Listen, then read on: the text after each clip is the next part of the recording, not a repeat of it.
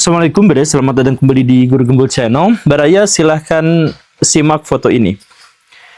Ini adalah foto Pak Habib Rizik yang pada waktu itu belum menjual identitas-identitas dan simbol-simbol keagamaan Islam. Belum pakai sorban, belum pakai gamis, belum teriak Allahu Akbar, dan lain sebagainya. Beliau hanya mengenakan batik sama seperti bapak-bapak random pada zamannya pada waktu itu. Dan sebenarnya pada waktu itu Pak Habib jauh dari kesan-kesan Islami gitu.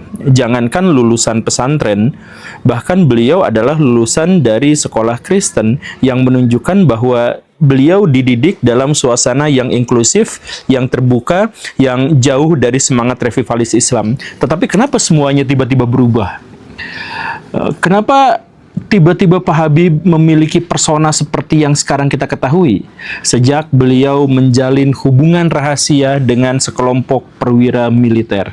Tujuannya adalah untuk amar ma'ruf nahi mungkar, tujuannya adalah untuk membela syariah Islam, tetapi ada satu tujuan yang tidak diceritakan kepada para pendukungnya, kepada para pengikutnya, dan bahkan tidak diceritakan pada kita semua rakyat Indonesia. Apa itu? Simak videonya sampai tuntas, yuk kita bahas.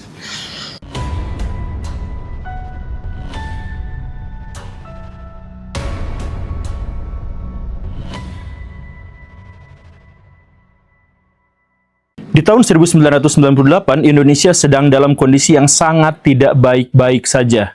Rakyat menjerit kelaparan karena harga-harga yang membumbung tinggi, inflasi tidak bisa dikendalikan, kemiskinan merajalela, kriminalitas menjadi buntutnya, chaos di mana-mana, dan secara khusus di kota-kota besar Indonesia selalu dibanjiri oleh aksi-aksi demonstrasi, melibatkan ratusan ribu orang, bahkan jutaan orang. Apa yang dituntut oleh para demonstran itu? Satu, mereka menginginkan agar Soeharto segera diadili.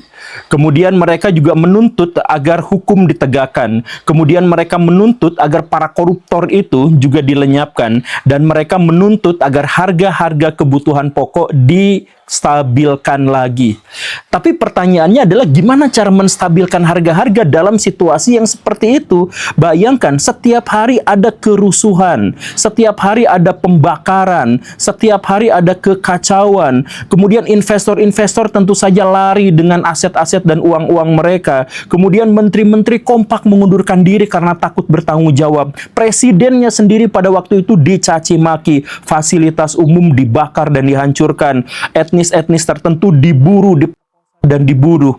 Kemudian perbedaan agama dan etnis justru menjadi pemicu bagi kerusuhan massal.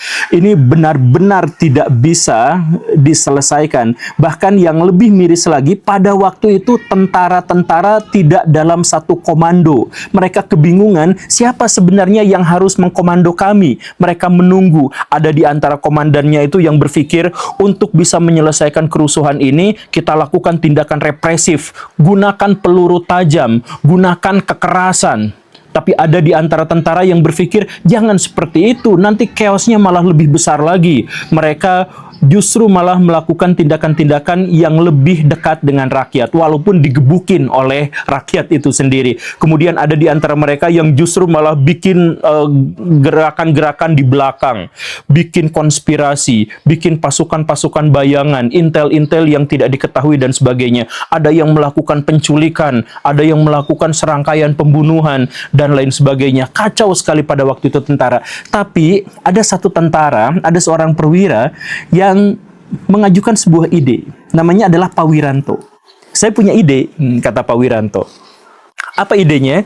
Begini, bagaimana kalau kita bikin sebuah barisan sipil yang dipersenjatai dan itu digunakan untuk menjadi tameng bagi tentara dan pemerintah. Kan selama ini kita tuh dibentrokan karena kita tuh ada dalam oposisi biner. Ada rakyat yang sedang demonstrasi, ada tentara dan polisi yang menahan mereka. Nah, ini memicu kekeosan yang lebih besar dan menciptakan identifikasi polar yang tidak terkendali. Dan karena itu, gimana kalau rakyat dihadapkan pada rakyat agar rakyat sendiri tahu bahwa selama ini mereka tuh sebenarnya berjibaku dengan diri mereka sendiri, dengan kelompok-kelompok mereka sendiri. Bagaimana kalau seperti itu? Nah, Ini sebenarnya awalnya agak membingungkan, tetapi pada akhirnya cukup masuk akal. Kalau ada sekelompok rakyat sipil dipersenjatai, kemudian mereka melawan rakyat sipil yang lain yang sedang berdemonstrasi, maka tentara-tentara bisa cuci tangan, tentara-tentara bisa rekonsiliasi, dan bisa konsolidasi. Kan ini ide yang bagus. Nah, setelah dipikir-pikir, oke, ini adalah ide yang cemerlang. Maka kemudian majulah Pak Kiflan Zain. Kalau gitu saya yang bikin. Saya yang bikin organisasinya, saya yang bikin struktur komandonya, saya yang rekrut orang-orangnya. Maka disitulah dibikin yang namanya PAM Swakarsa. Apa itu? Sebuah kelompok masyarakat sipil yang dipersenjatai untuk melindungi gedung DPR MPR, khususnya ketika nanti akan mengadakan sidang istimewa. Karena itu pasti nanti akan dibombardir dengan begitu banyak demonstran sipil, maka mereka mengerahkan juga orang sipil. Cuman pertanyaan baru tuh muncul. Siapa orang yang cukup nekat untuk mau menjadi barisan itu? Dia harus jadi bumper tentara, dia harus jadi bumper pemerintah, melawan rakyat sipil yang ingin reformasi, dan mereka mungkin saja dalam situasi chaos dan kacau terbunuh dalam keadaan itu. Tapi ternyata ada saja orang-orang yang memang mau untuk direkrut. Siapa mereka? Ya sebenarnya mencari mereka itu adalah relatif mudah. Kita cari saja, petakan saja orang-orang dengan kriteria sebagai berikut. 1. Militan. 2. Setia pada komando. 3. Rela mati dalam perjuangan. Dan yang keempat, cukup lugu, cukup culun untuk bisa dimanipulasi dan direkayasa. Nah, betul kan? Nah, akhirnya dibentuklah orang-orang dari barisan preman-preman dikumpulin, kemudian dari pendekar-pendekar, khususnya dari pendekar Madura, kemudian Betawi, kemudian Banten dikumpulin.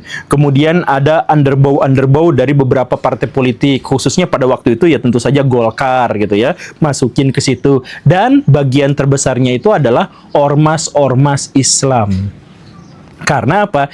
Ya, banyak dari anggota-anggota ormas Islam itu yang cukup lugu sehingga mereka tidak sadar bahwa mereka sedang direkayasa dan mereka siap berjuang mati-matian demi ideologi yang dianutnya. Kan begitu. Maka tahun 1998 langsung terbentuklah yang namanya PAM Swakarsa. Dan sesuai dengan apa yang ditugaskan kepada mereka, mereka langsung datang ke tempat-tempat kerusuhan, mereka datang ke tempat-tempat demonstrasi, mereka datang ke tempat-tempat orang berkerumun, mereka langsung menghalangi para demonstran, mereka bentrok, mereka perang, mereka lempar batu, mereka adu senjata tajam, mereka menggunakan bambu runcing. Banyak di antara mereka yang tewas, banyak di antara mereka yang diinjak-injak oleh massa. Tetapi mereka bertahan karena mereka merasa bahwa ini adalah tanggung jawab agama. Ini adalah nilai-nilai moral yang mereka pertahankan. Begitu. Dan sepanjang saat itulah akhirnya tentara bisa menarik nafas dan kemudian melakukan konsolidasi. Udah terjadi persengketaan, udah terjadi kekeosan yang seperti itu, dan akhirnya apa? Rakyat justru menjadi antipati terhadap kelompok-kelompok itu karena mereka melawan kalangan reformis. Mereka melawan mahasiswa, dan yang lebih menyakitkannya lagi, mereka menggunakan ikat kepala berbahasa Arab, teriak-teriak Allahu Akbar, tapi justru malah membela Pak Harto dan kroni-kroninya. Itu yang dipahami oleh rakyat pada waktu itu. Makanya PAM Swakarsa itu dibenci sama masyarakat. Dan tak lama setelah itu, ya setelah sidang istimewanya selesai, ya sudah mereka langsung dibubarkan. Begitu mudahnya, begitu entengnya, mereka seperti sampah yang sesudah tidak dibutuhkan ya sudah dibuang saja gitu. Nah, inilah yang akhirnya memunculkan kekecewaan, dan ini juga yang akhirnya menghasilkan dilema baru dalam tubuh ketentaraan. Jadi tentara pada waktu itu berpikir-pikir, ya sidang istimewanya memang sudah selesai, tetapi kan kerusuhan di Indonesia mungkin akan berlanjut lebih lama. Kemiskinan masih akan berlanjut lama. Inflasi masih belum akan dikendalikan, dan bisa saja ada begitu banyak upaya-upaya kudeta dan pergantian kekuasaan. Ini tidak enak. Jadi kelompok yang seperti itu tuh tetap harus ada. Tapi kan udah tanggung dibubarkan, gimana dong? Nah, maka salah satu elemen yang sebelumnya ada di PAM Swakarsa itu kemudian didatangi dan dipelihara oleh tentara. Siapa itu? FPI. Pimpinannya Pak Habib Rizik itu dikasih persona baru, dikasih sorban, dikasih gamis, kemudian disuruh teriak-teriak Allahu Akbar dan sebagainya. Ya sebelumnya dia juga sudah melakukan itu di masa Pam Swakarsa, tetapi sekarang atas nama dirinya sendiri, yaitu FPI. Maka bikinlah kong kali kong kesepakatan antara FPI dengan tentara. Apa kesepakatannya?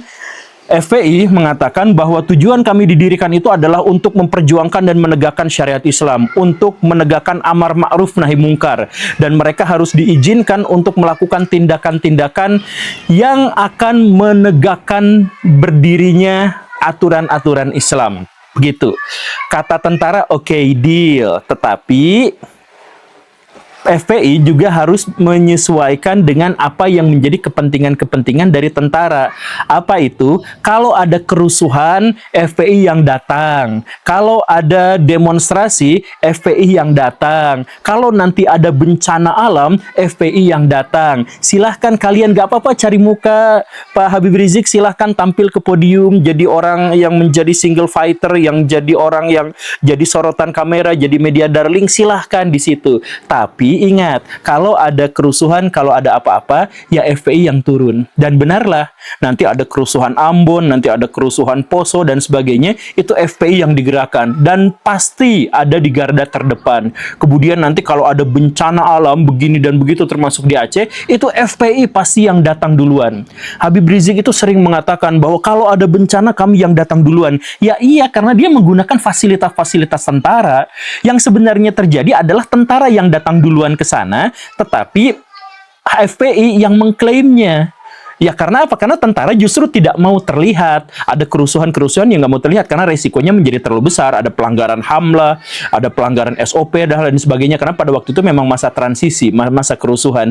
Biarlah FPI yang melakukan tindakan-tindakan itu. Biarin dianggap kontroversi karena yang kontroversinya adalah FPI. Biarin nanti dihujat karena yang dihujatnya itu adalah simbol-simbol Islam. Nah, kerjasama yang bagus kan, simbiosis mutualisme. Tapi sebenarnya gini Baraya, ada sebenarnya tentara itu tidak semena-mena memberikan itu. Jadi mereka itu tentara, mereka itu terdidik untuk bisa mengamankan negara dalam jangka waktu yang panjang. Dan karena itu maka mereka tuh harus berpikir atau mengantisipasi kalau seandainya FPI itu tidak sesuai dengan selera mereka lagi. Apalagi seiring berjalannya waktu, FPI Habib Rizik yang merasa bahwa dirinya itu dilindungi oleh sejumlah perwira, itu menjadi terlena. Mulai kasakusuk untuk mengganti Pancasila. Dia pengen agar Pancasila itu diubah, sila pertamanya. Kemudian ingin menegakkan syariat Islam. Kemudian bahkan sempat ada spanduk yang tegakkan syariat Islam atau disintegrasi. Artinya mereka tuh mengancam kalau syariat Islam tidak ditegakkan, mereka akan memecah belah bangsa gitu. Dan ditambah lagi keterlenaan ini pun dimuluskan oleh situasi dan kondisi pada waktu itu. Rakyat sangat euforia, banyak di antara kaum muslimin yang merasa tertekan di zaman Orde Baru, sehingga mereka ingin menegakkan syariat Islam, sehingga FPI itu muncul di mana-mana di berbagai daerah di Indonesia. Termasuk kelompok yang radikal, termasuk kelompok yang kemudian dianggap teroris. Itu kan Pak Abu Bakar Bashir itu dulunya adalah anggota FPI yang kemudian menjadi teroris itu. Gitu kan begitu ya. Nah, jadi FPI itu pada akhirnya juga menjadi terlena, Pak Habib Riziknya itu menjadi terlena gitu. Nah, untung karena tentara itu tentara, dia sudah memitigasi dan mengantisipasi apapun yang terjadi tanpa diketahui oleh Pak Habib. Nah, ini saya mohon maaf ya Pak Habib ya, saya bocorkan rahasianya ya. Tanpa diketahui oleh Pak Habib Rizik, sebenarnya FPI itu pentolan-pentolannya, orang-orang kepercayaan Pak Habib Rizik itu adalah intel-intel yang sengaja disusupkan dan disisipkan oleh tentara. Siapa mereka? Saya nggak akan sebut, tapi Baraya nanti di akhir video ini pasti akan tahu. Jadi mereka itu memang ditempatkan, disisipkan untuk jadi penasehat, untuk jadi orang dekat, untuk jadi orang kepercayaan Pak Habib Rizik dan sebagainya. Padahal itu adalah intel-intel tentara. Maka nanti pada gilirannya ketika FPI menjadi berlebihan, ketika FPI justru malah menjadi ancaman, dan ditambah ketika Indonesia sudah baik-baik saja, sudah tidak akan ada kerusuhan, sudah tidak ada lagi keinginan separatisme yang berlebihan, sudah kondusif, ekonomi sudah naik dan sebagainya. Nah, FPI sama seperti Pam Swakarsa harus dibubarkan, harus dihilangkan. Gimana? Nah, ya bikin sejumlah skandal, aib-aibnya dibongkar, dan kemudian ditambah lagi apa?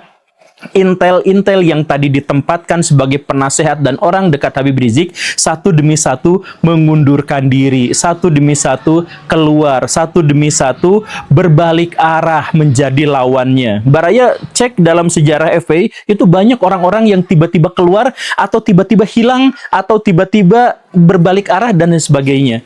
Sebenarnya dalam kacamata FPI mereka itu adalah pengkhianat, tapi dalam fakta yang sesungguhnya mereka tidak pernah berkhianat pada siapapun, karena mereka bertugas sebagai intel tentara, bertugas untuk menjaga keamanan, dan bertugas untuk mengepung Pak Habib Rizik.